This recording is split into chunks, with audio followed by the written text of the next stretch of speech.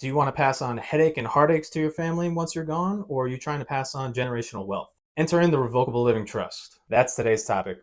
Hey guys, my name's Andrew D'Amico, CPA, partner here at Ledgerly, alongside my partner in crime, Mike Abrahamian, also a CPA.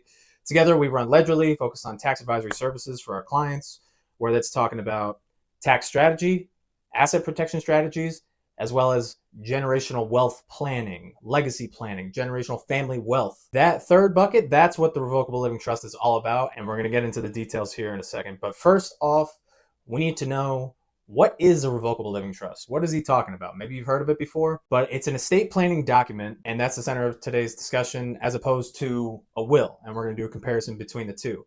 Now, a will, people are probably much more familiar with. That's going to be a piece of paper that says who gets what. The trust, however, goes much further than that.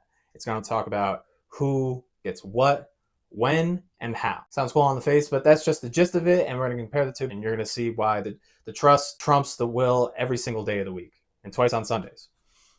So on my whiteboard here, we're going to do a direct comparison of the two. Oh, careful. So first on the list, we have avoid probate.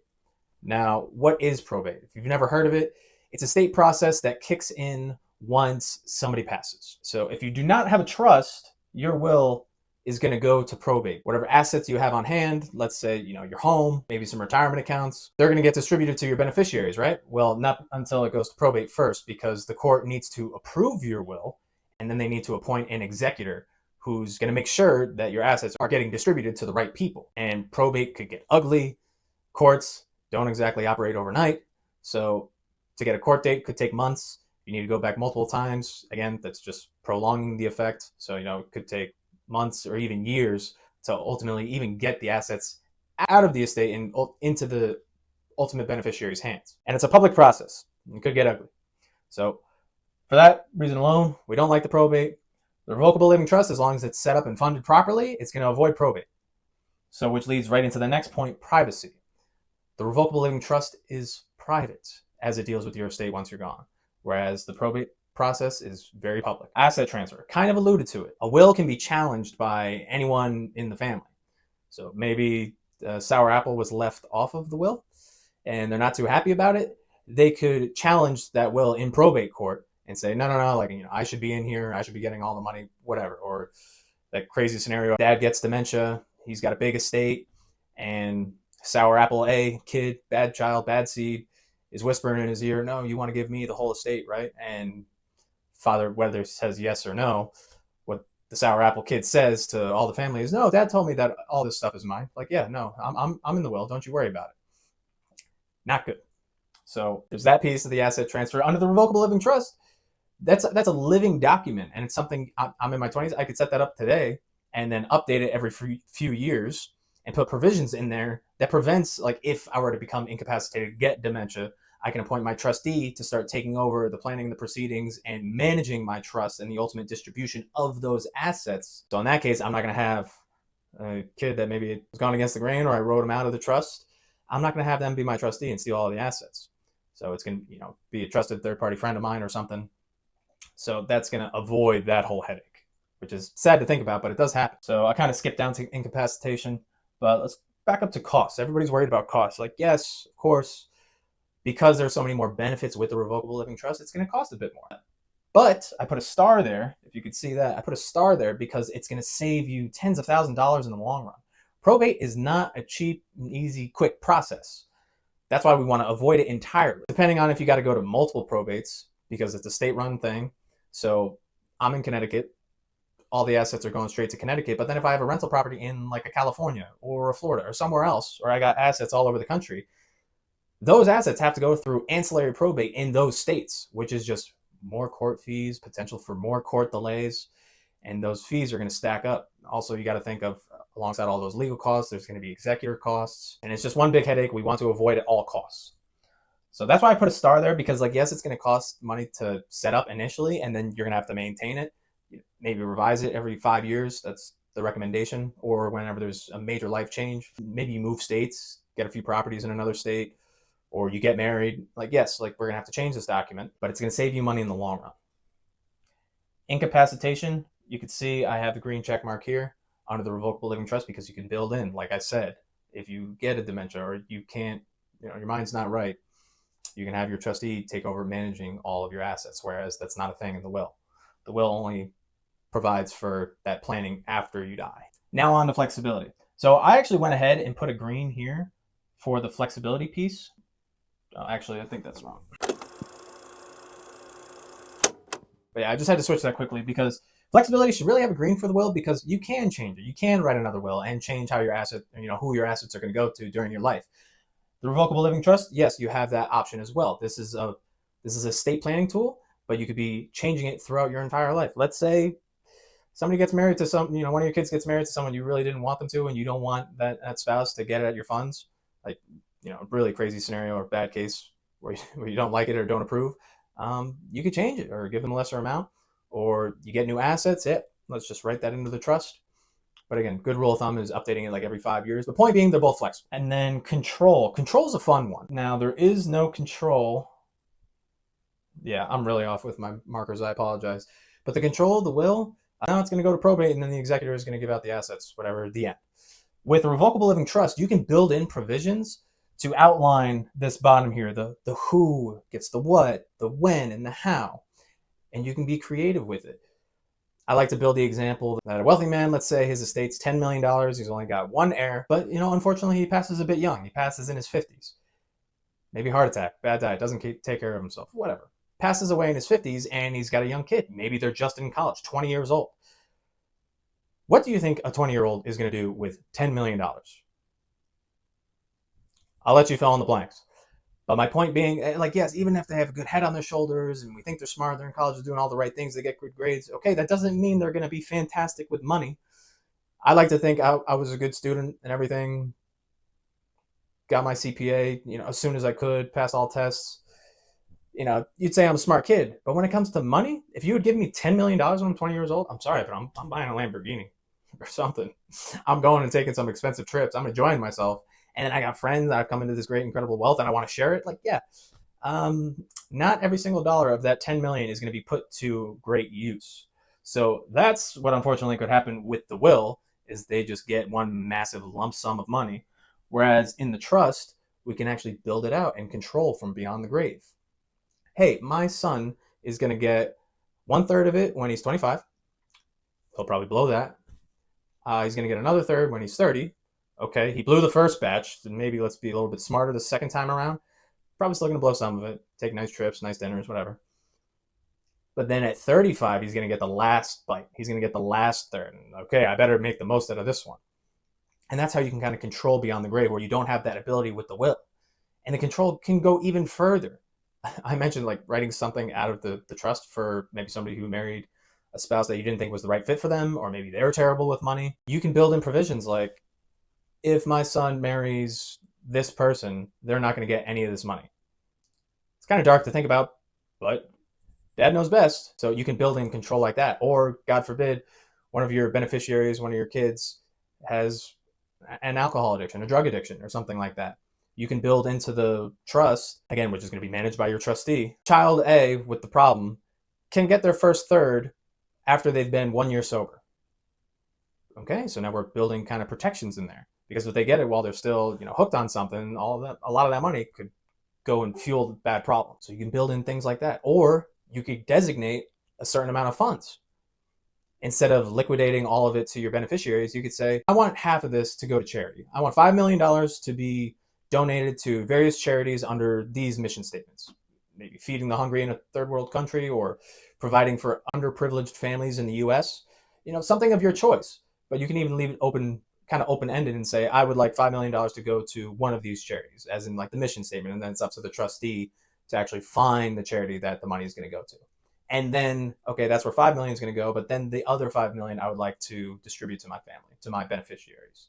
So that's an option as well. Again, you have that control from beyond the grave, whereas in the will, there is no piece to that. And that sort of tied in all this at the bottom, scrunched up here, but the who, what, when, and how. But you can see how many green check marks we have here with the Revocable Living Trust as compared to the will. Now, I wouldn't be a good tax advisor if I didn't draw this up on the Trifecta. If you've seen enough of our videos, it's a picture that we use to capture an individual's whole life, essentially, and put it on a piece of paper.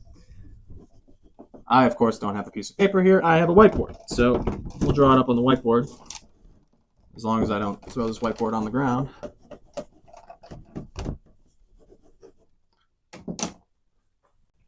All right, so now we're back at the whiteboard, and again, I'm going to do a trifecta here if you've seen this before.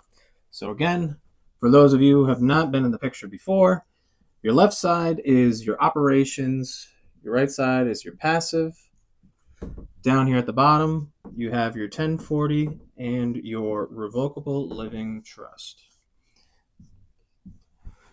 That should say ops, operations, right? So your operational income, your day job, your S corporation, your trader business that you run and manage every single day, that's over here on the left side, right? So we might have an S corp. And then on the right side, our passive investments. Do we have rental properties, our brokerage accounts, our retirement accounts, our other assets? Things over here, such as, let's say, we got a rental property out in California. Okay, so we got a California LLC. Then maybe I got one over in Florida, right? Beachfront property or something nice. So we got that. And I'll just write brokerage.